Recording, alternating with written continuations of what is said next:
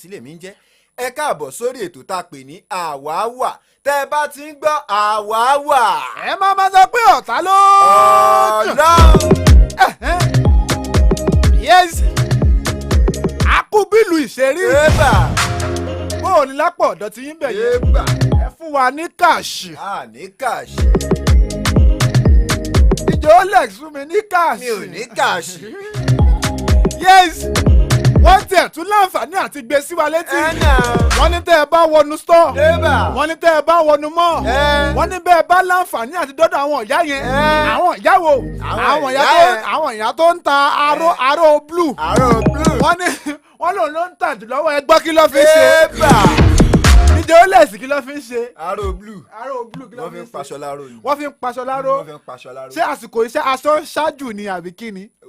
o mọ̀ kí kò sáṣọ original mọ̀. kò sáṣọ original mọ̀. tó bá ti fọ̀ lẹ́ẹ̀mẹ́ta báyìí. ó sì máa jẹ́ pé blue ni ó ń tà jù black kò ṣe tà. kọ́lọ̀ ni kò yẹ wọ́n máa mix blue mọ́ wine ó máa di magenta wine. wàhálà dé. yes ẹ ṣe àwòwò dáadáa kẹ́ ẹ tó gbà. ẹ wo ẹ láǹfààní àti tẹjú mọ́ dáadáa. ẹ yẹ wo. wọ́n ti ń farò pawó. wọ́n bá gbé yín débẹ̀. wọ́n ti ń farò wọ́n ti fi ń pa owó. okay now àwọn nǹkan tẹ̀ tún láǹfààní àti tún ṣe nǹkan tó tún ṣẹlẹ̀ nínú ayé. àná ni mò ń lọlé wọ́n ní kí n tiẹ̀ rà kọ́ díẹ̀ kí n tó lọlé. wọ́n fún wọn káàṣì pé ó yá ẹgbàá káàṣì kẹ́ pàtàkì pé nǹkan bíi 200 ni mo rà. wọ́n fún wọn 1000 pé ẹ fún mi change. wọ́n bá ní brother ẹ má ka nọ́mbà yín wá. mo ní azao wọ́n náà fẹ́ fi transfer ṣe change. níbo wàhálà ti ṣẹlẹ̀. pressure ti wà. ìlú ti le pressure ti take over.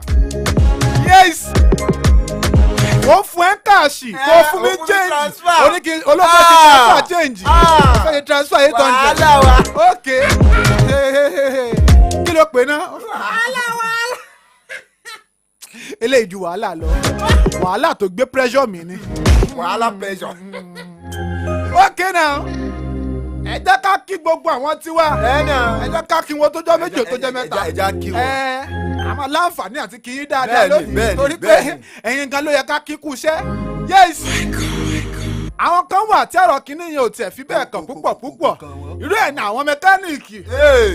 níbo ṣèbí káláyé ṣèbí kótó dìgbò di báyìí ṣèbí transfer náà lè ń gbà ṣèbí transfer náà lè ń gbà bọ̀dà mẹ́kọ̀ọ́ ṣèbí transfer náà lè ń gbà kílé tó wá fi kàrámọ̀ sí kílé tó fi kàrámọ̀ sí ṣèbí transfer lè ń gbà kílé ìwé àṣẹlẹ̀ aṣá kì í jà ìbòdà mẹ́kọ̀ọ́ bóò ni ṣé ní sọ géètì ṣé ní sọ páàtì ṣọ́ ń gba transfer. níbo bòdà mẹ́kọ̀ọ́ bóò yẹn ṣe máa ń ṣe ẹ̀yin ti gbowó lọ́wọ́ client ẹ̀tí ní kọ́ ẹ má wọlé ẹ̀ṣẹ̀ transfer bóò lẹ́yìn ṣe máa ń sanwó ní sọ páàtì. ẹ bá fẹ́ ẹ wá lọ́ọ́ fi 2000 gba 10,000. èmi sọ bẹ́ẹ̀ o bòdà mẹ́kọ̀ọ́ mi sọ bẹ́ẹ̀ o ẹjọ́ torí tí mọ́tò mi bá bàjẹ́ o. wàhálà bẹ̀rẹ̀ sí ní kẹ̀kẹ́. ìwọ ló ní kẹ̀kẹ́ o wúrà bá sì èmi kọ́ o Farouk ni o. mi ní sọ́ọ̀kì kẹ̀kẹ́ kí wàá ló kàn mí. àyà mọ̀ ìdí àdókògì mọ́tò jáde lọ́jọ́ kan mọ́tò àwa bàjẹ́. ó tẹ̀ ti bàjẹ́ báyìí mọ́ mi lè gbé dé ilé mẹ́káníkì. dey play. just dey play. ẹ̀yin ìwáyà màtúkì yín lọ́sàn-án tòní ó tọ́jọ́ méjì ojú tó mẹ́ta ẹ̀yin ti wá ẹ pé kẹ́ ẹ ti lọ́ wáyà pọ̀ kẹ́ ẹ ti fi wáyà kó fi jó nǹkan kẹ́ ẹ ti jò mọ́ra wọn kẹ́ ẹ ti mú mọ́ra wọn ìwáyà tí ò ṣe ìwáyà ṣùẹ̀ṣùẹ̀ tí ì ṣe pé tọ́ bá tẹ ọ̀rùn wáìpà ni ó máa ṣiṣẹ́ tí ì ṣe pé tọ́ bá tẹ bírèkì ọ̀rùn ni ó mọ̀ ọdún ẹ̀yin ìwáyà tẹ mòye. àìwá progress. ọgbà ẹ̀ tẹ̀ láǹfààní àti kọ ọkọ̀ tí ì ṣe pé wà suspension ó ní pressured wàhálà lórí Facebook ni ẹ̀yin náà lè darapọ̀ mọ́ lórí Facebook Solutions 939 FM ní kẹ́ wá lórí Facebook Solutions 939 FM ní kẹ́ wá lórí Facebook. Ezekiah Ogunlaru ó ní pressured wàhálà káàsì fọlá ẹ gbórí wọlé o olè olúwàfẹ́ràn mi akíkú mi ẹ jọ̀wọ́ ẹ fún mi ní káàsì àwọn wà ní káàsì. o yes wọ́n tiẹ̀ ní wọ́n tuntun ṣe trade by barter wàhálà máa ti so báyìí wàhálà ti wà sọ pé wàhálà.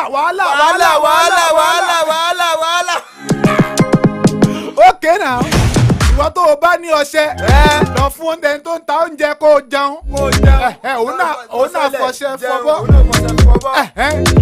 ẹ má wàá bínú o irú àwọn tó yẹ pé ẹnu báyìí níṣẹ́ wa bó o la ṣe fẹ́ jẹun ẹ dákun. àbísáwò wà ní jẹun.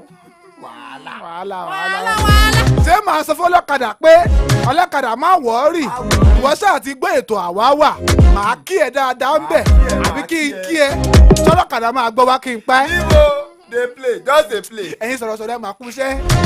yes. àwọn sọ̀rọ̀sọ̀rọ̀ lásìkò yìí ọlọ́run ló mọ bó ṣe ń jẹun ọlọ́run ló kúkú bọ́ everybody. àkìyìn gbogbo ẹ̀yin sọ̀rọ̀sọ̀rọ̀. àfimọ́. Bob the dog. yes. ẹ̀yin tí wàá nu mikra ìjọ ilẹ̀ ti ṣáà máa rọra o. ok now ẹ̀yin tí wàá nu mikra gbogbo ẹ̀yin tí wàá nu mikra pátápátá ẹ̀yin tí wàá lọ wú bọ̀ wọ́n lẹ́yìn náà gba transfer ẹ̀ ṣáà máa wò dáadáa. ẹ make sure pé wọlé ẹ confirm ẹ lórí app ẹ lórí app ẹ má dópa láti dún ẹ lórí app ẹ lọ kọ̀wé refresh. wàá rí kò ní kẹ́ refresh. Budget system lẹ́nu ẹ̀tẹ̀ F5 refresh. okay now tó bá mi dá padà sórí instrumental má yẹ ká tì lọ apá àbẹ̀yẹ Azeez Sọ́ọ̀lì Olúgbilé gbórí wọlé lórí Facebook ó ní well done sir láti sẹ́yìn Azeez Sọ́ọ̀lì Olúgbilé fún mi ní káàṣì. mi ò ní káàṣì. ṣé wọ́n mọ̀ ń bá wí ó mọṣẹ́ tó ń ṣe bóyá àwọn tó ń gba káàṣì ojú méjèèjì. òkè òtọ́ ni bóyá wọ́n ta kókò àbísákòkò. ṣé àwọn tó wà ní gbèríko ṣọ́ ní káàṣì. wọ́n rí káàṣì lọ bí ìlọ́wọ́ Ezikaya. Ezikaya wọ́n sì fi káàṣì lé mi kiri látàrọ mọ́ ní. bá mi pè Ezikaya. káàṣì tó kó dání kọ̀ǹdẹ̀ ni. kó fi lọ ra ice cream. okay now. gbogbo ẹ̀yin tí wàá nu mikra àti sàlóyún ẹ kú iṣẹ́ o. lọ kówó lọ. kówó bọ̀. jọ àárín yẹn kówó lọ yẹn ṣé káàṣì ni àbí transfer. ayé ìgbà kan ni káàṣì ò ní ṣe transfer. ọ̀yẹ̀ ṣe ká sọ di transfer lọ. transfer bọ̀. dey play. okay now ẹ̀yin ọlọ́kadà.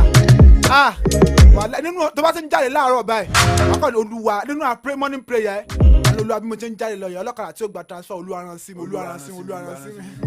kò sí cash tó fi. pressure ti wà.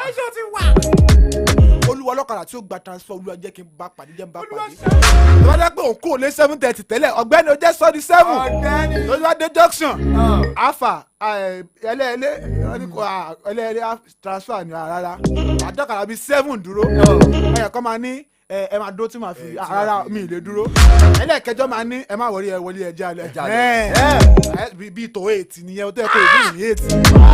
pressure ti wà ó ti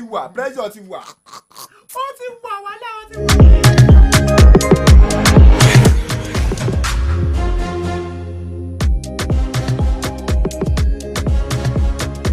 yes ẹ̀yin ọlọ́kadà kì í jàre ẹ ṣeun tẹ́ ẹ̀ fara ni wá o tó bá tiẹ̀ délé po tó bá tẹ́ ọlọ́kadà ń repo ọlọ́kadà gan ń repo pẹ̀lú ATM ni ó yá pos kò sí pé ọlọ́kadà kan wọ́n wá tọ́ bá kó wá kó káàṣì jáde. ẹ lè wá pressure mi. wàhálà pressure ti wà. ló ṣe pressure ló wà ní àbí wàhálà.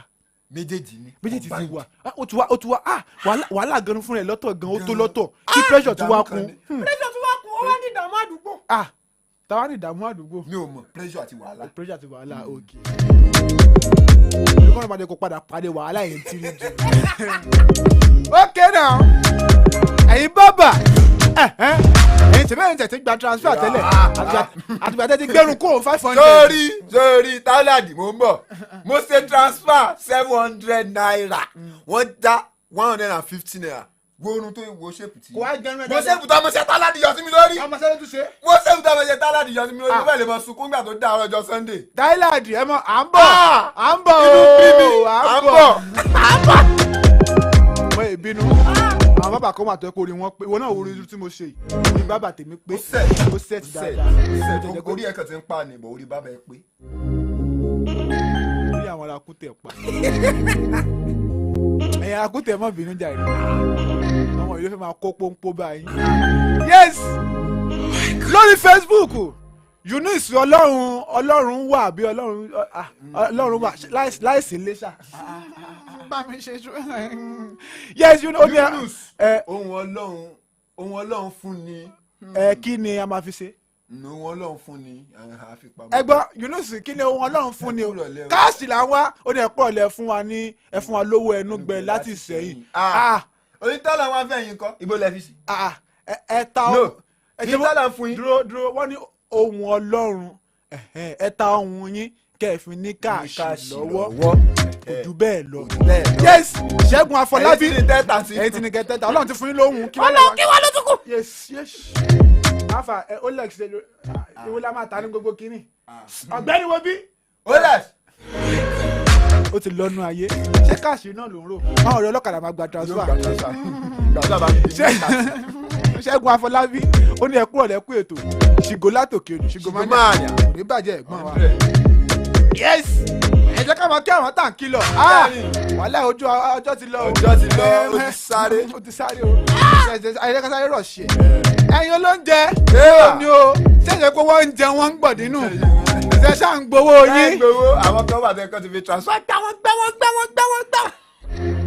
olóúnjẹ mi ò tiẹ̀ pàtẹ mọ́. Ọlọ́run ó gbà wọlé. ó ní tó ìwọ ti sú mi nílé bá jẹun tán màá rí yín gbogbo wọn làwọn sì mọ̀ rí nígbà tó wà wọ́n ṣe dáadáa nígbà tó wà sówó mọ́ nísì. wọ́n sá lè pa wọ́n. wọ́n ní èyí táwọn máa gba táwọn máa ta oúnjẹ ọ̀fẹ́ káwọn fẹ́ kọ́ jókòó lé. wàhálà pressure ti wà. èyí ló jẹ́ tẹ̀ wá ń ta akínyín jà. èyí lè jẹ́ kébi pa wá kù. iṣẹ́ àdánwò mi mọ̀ tí bá ti. ebi ti ń pè mí mú ìwà. ebi ń pàwọ́ ebi ń pè mí. ó ti yé mi. okay now.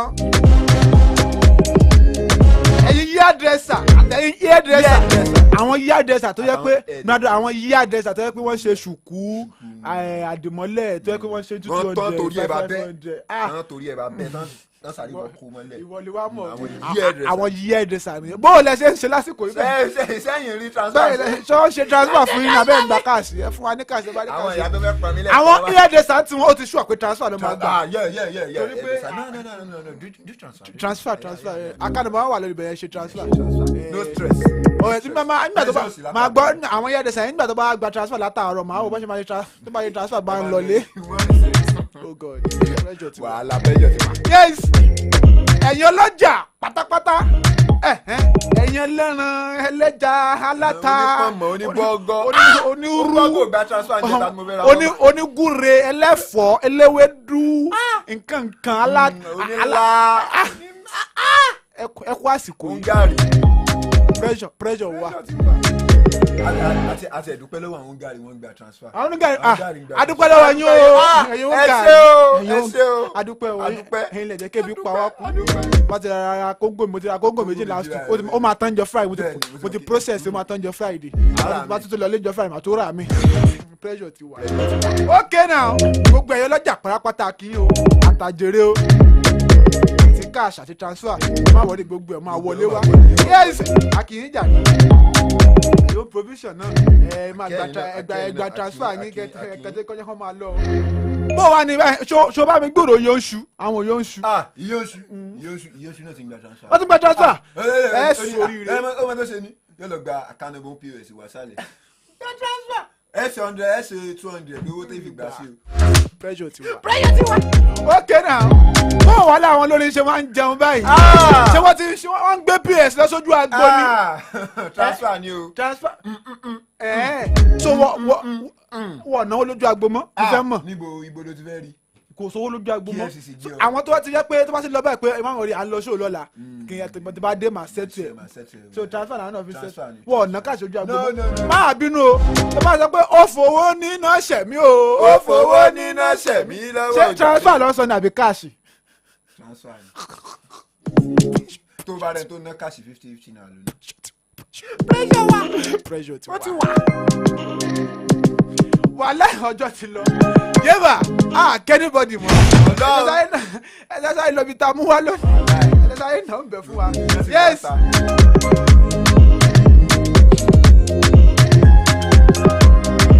pápápá ibi tá a fẹ́ sáyé láǹfààní àti yà lónìí ká kékeré wa ni ẹ gbọ́ ẹ̀yin wo ló jagun mọ́mù yín ran yín ṣe wá pé change yín wá kù níbi tọ́nà yín lọ yẹn bóyá pé change yín kù bí 200 mọ́mí wọn rántí lọ́jọ́ kejì wọ́n kọ̀ lọ bẹ̀ ní bóyá wọ́n ẹ̀ ń ta bíi kúlí bíi bisikí bíi nǹkan kan wọ́n ará ń gbà ní 50 naira ẹ fún mi ní bisikíìtì ẹlẹ́jà ẹ̀jẹ̀ mi change lánàá àtúntì bí ìrọ̀lẹ́ fún mi ní. ó wá dalẹ̀ ọjọ́ Sunday mọ́mí wa ní. ẹ fẹ́ sẹ́ wàhálà gbàdúrà. wàhálà. wọ́n ní kó lọ gbà nǹkan ṣe bẹ̀ wá lórí 200 tó fẹ́ gbà ń jẹrin. níbo ó wá lọ látago 4 ẹ̀wọ̀n alágbàdo lẹ́sìn fẹ́ ṣe o ó wá bọ̀ lé lágo 7 àbọ̀ ikú pa ìwà ìgọ́nà. ẹgbẹ́ ẹ̀yin ló láǹfààní àti ṣe rí nígbà tó ṣẹlẹ̀ kí lẹ sọ fún mọ́mì kí lẹ láǹfààní àti sọ fún mọ́mì nígbà tó ṣẹlẹ̀. kí lẹ wí fún wọn kí ni a máa dùn wọlé ẹ pé ọjọ́ kejì gan ìwọ ti rò pé mọ́mì ti gbàgbé kí ni ó máa ń dùn fún dádì ó máa ń dùn ṣe fún dádì tí dádì ó bá padà rẹ nìkan gan yóò ti lọ àti mo ti gbà wá láti mo ti tá a gba bíléèdì báyìí. rárá bẹ́ẹ̀ kọjọ wà ní ìgbà tẹ jáde mọ́mì ní ti kì í fi lọ gba kinní wa mọ́mì ní òwò jẹ́ mọ́mì sí ń bẹ̀ wá sáyé ro mọ́mì lásán á ní òkè bàtà lè fẹ́ sọ fún mọ́mì pé ó ní kò lọ gbà wá ìyá tó yẹ pé òun gan ti kakú pé wọ́n máa jẹ́. yes 09098889939 tàbí 09122222939. àpàdé ló já sí. ló ṣe yín rí kí wọ́n ràn yín nìkan tó jẹ́ pé owó kù change ń bẹ̀ lọ́jọ́ kejì ẹ̀yìn ti fi ẹ ti kàn táàpù change ẹ ti fi gbà nǹkan wá dọjọ́ karùn-ún mọ́mí wa ní kẹlẹ́ ló change yẹn wá kí lẹ máa láǹfààní àti sọ fún wọn. àwọn ìyá àsìn ló máa fojú fò pé ó ti náà bí ṣé mo ní kó ná olójú kòkòrò ní kíní kan ó dáa mo ti gbọ́ ṣùgbọ́n àwọn ìyá sí àtijọ́. yóò mọ̀ lẹ́yìn ọ̀rọ̀ yìí yóò mọ̀ lẹ́yìn àjà àti èlé.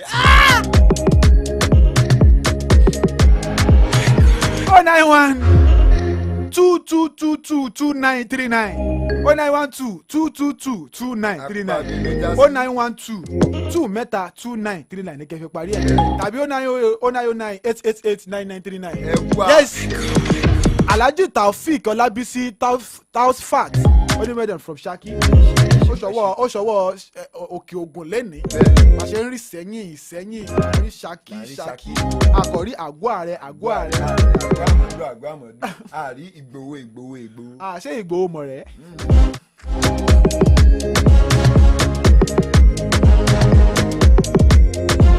yes hello ẹ mà kúrò lẹ̀. Ibà. 09098889939 tàbí 09122222939. yes kájà yẹ wò bóyá ìpè méjì àbí mẹ́ta káfíyàn káàtì kùsù lápá abẹ yìí.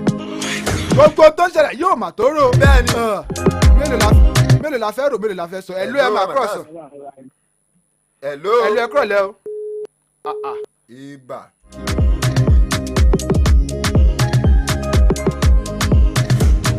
jẹ́ ń gbapá bí lọ jẹ́ ń tẹ̀ sókè lápá bí.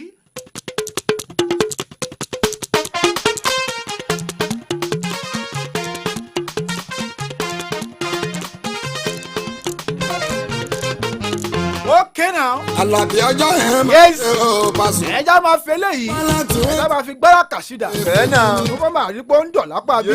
yes 09098889939. ẹ̀yin wo dẹ́rẹ́ pé wọ́n náà yín ṣẹ́ ẹ pé o change nígbà tó wà kékeré change yẹn ẹ̀yin ti fi so kúlí ẹ̀yin ó kúlí dà orí kúlí yẹn spirit kan ni wàláì ó jẹ kúlí dáadáa ó jẹ kúlí bàjẹ́ ó sòríire spirit kan wà ń bẹ̀ ó kú 15 naira lọ́wọ́ ó fi ra kúlí. hello ẹ mà kúrò lẹ̀. I'm about to cry. This service is temporarily shut down. hello ẹ kúrò lẹ̀ mọ orúkọ yẹn àti ọ̀sẹ̀ ní àǹfààní àti pè wá. Ikimọ́ láti Ìlọ́ra. Ikimọ́ láti Ìlọ́ra ìlọ́bẹ̀ ilé yẹn. Bẹ́ẹ̀ni. ó yà sọ̀rọ̀ yín ṣe é tó pọ̀ kú change tẹ́yẹ́ pé yín dẹ̀ ti lo change yẹn kí lẹ sọ fún mọ́mí nígbà tó ràn yín. Bẹ́ẹ̀ni tọ́ba tí lọ mi iṣẹ́ tí bá ti lọ gba change mi tó ti lọ jẹ́ màá wá sọ fún ọ pé ẹni tí wọ́n rán mi iṣẹ́ tí lọ bá wọ̀ sí ṣọ́ọ̀bù àwọn ọmọ ò sì tà fún mi. apátákì. tó bá di ọjọ́ kejì tó ní tún lọ fi change mi gbà kínní kan wá kí lẹ tún máa sọ. màá sọ fún Kọ́lá wò ní nǹkan tí mo ní gbé gbà wá. mo gbé fún yín ó gbé fún 100 ẹ̀yin tí lọ́ra ẹ̀yin odogun Yorùbá ẹ sọ fún mọ́mì pé lẹ́nu ẹ̀ fún wọn tó bá fi máa tó ọjọ́ mẹ́ta tó wàhálà òótọ́ ni tó bá fi máa tó ọjọ́ mẹ́ta ọjọ́ mẹ́rin nǹkan tí wàá kọ́ gbẹ́lẹ́nu mọ́mì ni pé tó bá dẹ̀ jẹ́ pé àwọn ni àyàn jẹ́ wọ́n ń change bẹ́ẹ̀ yẹn wọ́n ní ṣe kíní kan má wọ́n rí ìgbà wọlé jẹ́ni mọ́mì ẹ lọ bẹ̀ ẹjọ́ kankan rántí. wọ́n ní ọmọ yìí ti bá fi gba kúlì náà ni wàláì mi ṣeré Faruku wàláì mi ṣeré kúlì náà ni ó ní fira ṣúgà kúlì ni kí ló fẹ́ fi ṣúgà sí. àwọn ọmọ sí ló ń jẹ bisikì àwọn jẹ bisikì ayé jọ bí bisikì mélòó ló wà. bisikì kọ bisikì. àmà jìyà o ìyá ló mú mi rántí kínní wàhálà ìyá ni. ó ní àyọ̀ 988899939 àbí 912222939 ẹ̀jẹ̀ agbọ́lá tọ̀dọ̀ ti yín.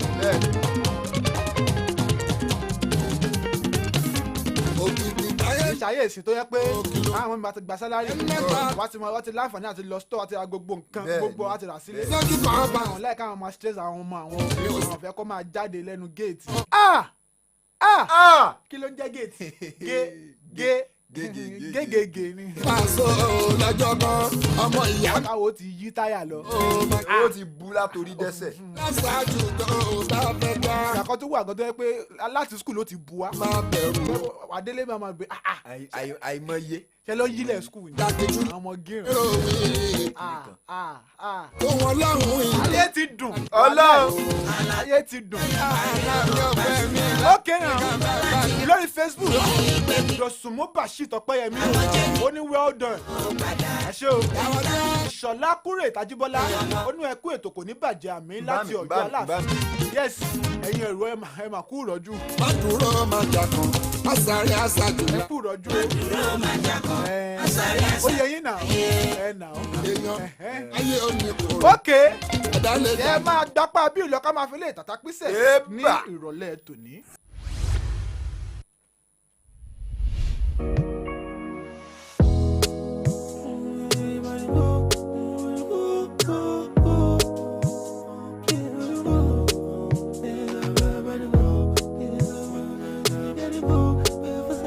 Yàgò fún jàgídíjàgan òṣèlú, má johun èlò ogún fólùdíje tàbẹ́gbẹ́ òṣèlú kankan.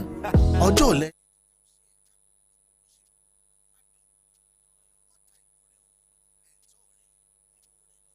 látúmọ̀ mi tó bára o. Má dúró má jákọ́, má sáré àṣàjù láyé.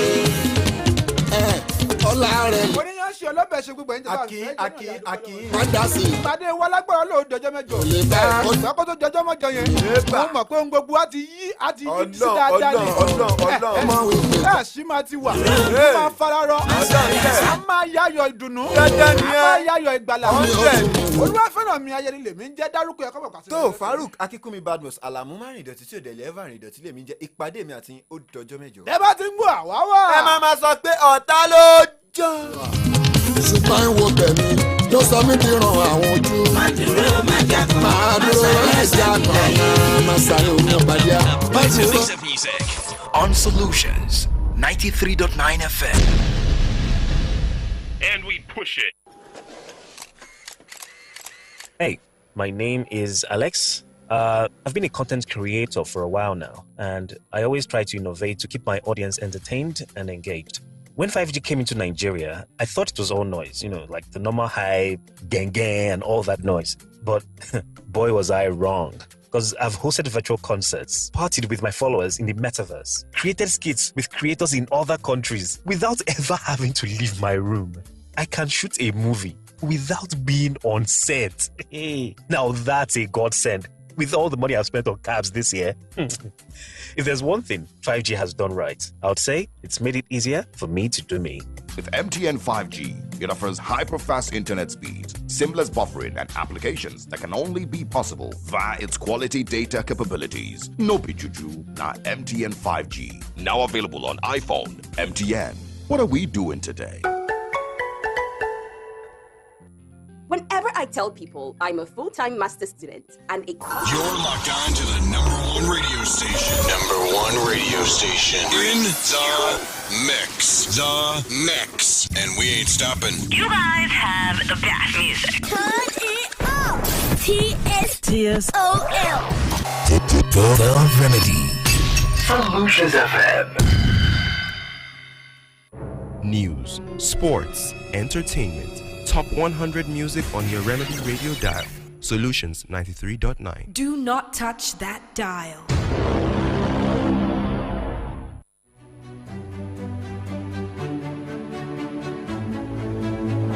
This is Sundown News on Solutions 93.9 FM.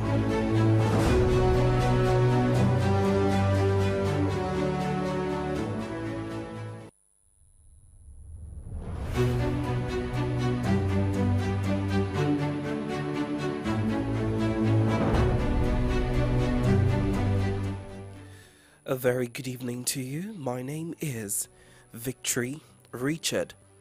In the highlights, APC concludes presidential rally in Lagos State. CBN denies 70 days extension of old notes shared by Aisha Buhari. On the foreign scene, President Putin delivers nuclear warning to West over Ukraine. And then sports, Elneny signs new one-year deal at Arsenal. Now the details.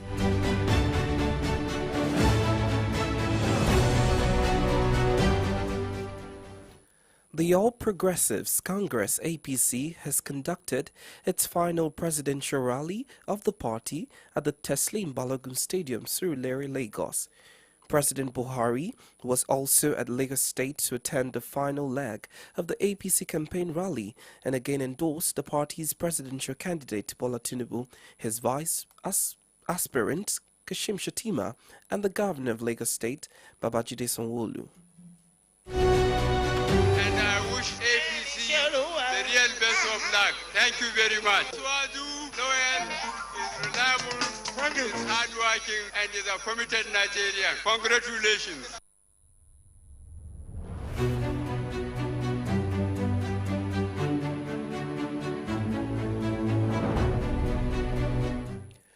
Tinubu appreciated the president and all the party members for their cooperation so far, adding that he will give Nigerians the hope to renew the country and promise to fulfill all agendas in the party's manifesto. For the past and thank you for tomorrow. That the election must be very transparent and that your party will be a shining example like a sun shining on the mountain. Thank you, Mr. President. You know those Nigerians, you know you need courage, the confidence, and the reason that this country and your leadership a promise to give to you the future of this country, to lay it in the hand of you, the youth. I want to say thank you very much. Will you vote? Are you going to vote? Let me see your hands up. Since the campaign activities was flagged off on September 28, 2022, the presidential candidate of the APC, Tinubu, has crisscrossed the entire country, soliciting for support and votes of eligible Nigerians. In other stories, the Central Bank of Nigeria, CBN, has threatened to investigate, arrest, and prosecute anyone spreading fake news about the Naira redesign policy. This threat was contained in a statement today jointly signed by the CBN's Deputy Governor, Corporate Services, Edward Adamu, and Director, Corporate Communications, Osita Nwasobi. The CBN, in a reaction to the purported press release shared on the Instagram page of the First Lady, Aisha Buhari, said the old 500 and 1,000 note should remain legal tender for the next 70 days till May 1st, 2023, vowed to fish out the purveyors of the release.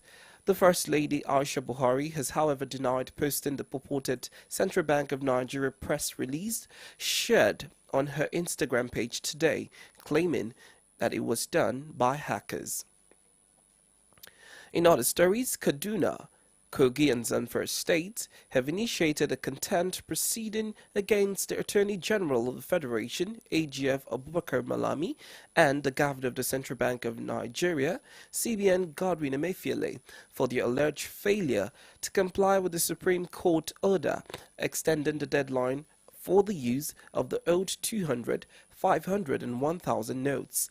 In a fresh document filed before the Supreme Court, the three states who are the original plaintiffs in the suit against the narrow swap policy of the federal government cautioned the AGF and Emefiele about the consequences of their continued failure to comply with the Apex Court's order made on February 3rd.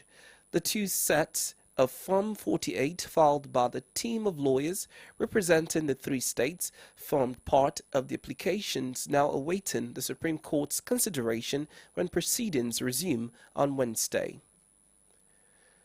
The Independent National Electoral Commission says a meeting was held at the Commission's office today to finalize the arrangement and deployment of security agents across the country ahead of the elections. INEC National Commissioner for Information and Voter Education, Festus Okoye, who made the disclosure today, further explained that an MOU has been signed with three agencies on the transportation of electoral materials, while dismissing reports that the Commission will engage the Lagos State Parks Management Committee headed by the Transport Union leader known as MC Oluomo. National Electoral Commission at the national level signed a memorandum of understanding with the National Union of Road Transport Workers, with the Nigeria Association of Road Transport Owners, and also with the Maritime Workers Union of Nigeria. What we normally do is that, for instance, for Lagos State, if you are a transport owner or you're a driver and you want to offer your services to the commission, you go to our local government office, to our electoral officer at the local government, and you go and register your vehicle as one of the vehicles that will be used on election day. You drop your address, you drop your telephone number, and then the VIOs and the Federal Road Safety Commission will profile the driver and also the vehicles and certify them fit for purpose. What the National Union of Road Transport Workers and the National Association of Road Transport Owners and the Maritime Workers Union of Nigeria do for us is just supervision. So, for the purposes of this election, we signed MOU with these three unions I have listed. We did not sign any MOU with any individual. Okoye also reiterated the Commission's preparedness for a possible runoff.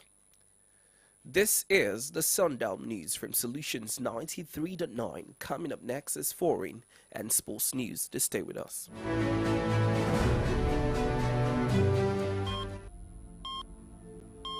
Bad officials are elected by good citizens who do not vote. Be that citizen who votes. It is 3 days to the general elections. This message is powered by a Remedy Radio Dial, Solutions 939 FM.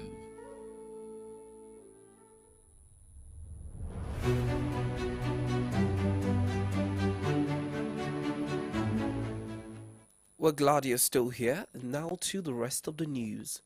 On the foreign scene, Russian President Vladimir Putin has delivered a nuclear warning to the West over Ukraine, suspending a landmark nuclear arms control treaty, announced new strategic systems that had been put on combat duty, and warning that Moscow could resume nuclear tests. Speaking nearly a year to the day since ordering an invasion that has triggered the biggest confrontation with the West since the 1962 Cuban Missile Crisis, Putin has said that Russia would achieve its war aims and accused the West of trying to destroy Russia. Cautioning the United States that it is stoking the war into a global conflict, Putin said that Russia was suspending participation in the New START Treaty, the last major arms control treaty between Moscow